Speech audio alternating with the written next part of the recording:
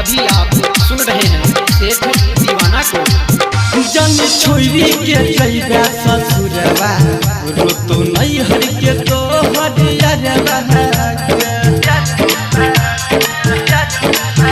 जन छोरी के जइबा ससुरवा रोतो नैहर के तोहर yrwa याद कहीं मिलन कौलज के रोहगे याद कहीं मिलन कौलज के रोहगे जइते फाइटी करे जबा गई जन छोरी के जइबा ससुरवा रोतो नैहर के तोहर yrwa जन छोरी के जइबा ससुरवा रोतो नैहर के तोहर yrwa याद कहीं मिलन कौलज के रोहगे याद कहीं मिलन कौलज के रोहगे जइते फाइटी करे जबा गई जन छोरी के जइबा ससुरवा रोतो नैहर के तोहर yrwa सेठ दीवाना रिकॉर्डिंग स्टूडियो दिवाना।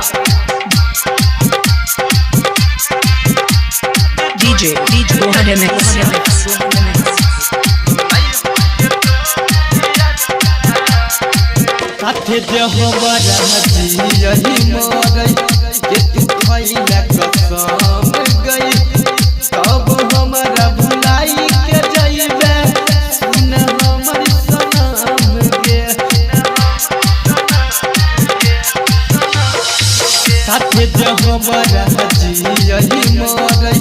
के तू खइला कसम गई तब हमरा भुलाई के जइबे सुन हमर सनम गे याद कहीं जब तोहर जे हमरा याद कहीं जब तोहर जे हमरा खइबै किन के महुरवा गई जन छोरी के जइबा ससुरवा रोतो नैहर के तोहर yrwa सेठ दीवाना रिकॉर्डिंग स्टूडियो दिवाना।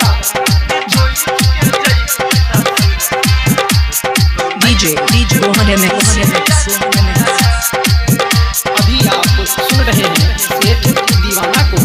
एक साथ खेलत धूपत संगी भेलिए जवानी गई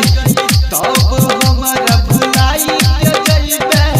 जाने के न ससुराल गए एक साथ खेलत धूपत संगी भेलिए जवानी गई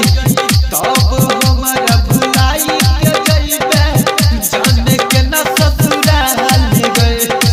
सेठ दीवाना बिरज मोहन हे गई सेठ दीवाना बिरज मोहन हे गई मिलै तो तोरा से ससुरवा गई जन छोरी के जइबा ससुरवा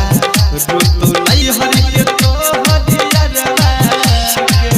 जन छोरी के जइबा ससुरवा रोतो नैहर के तोहर yrwa याद कहीं मिलन कौलज के रोहगे याद कहीं मिलन कौलज के रोहगे जइते फाइटी करे जबा गई जन छोरी के जइबा ससुरवा रोतो नैहर के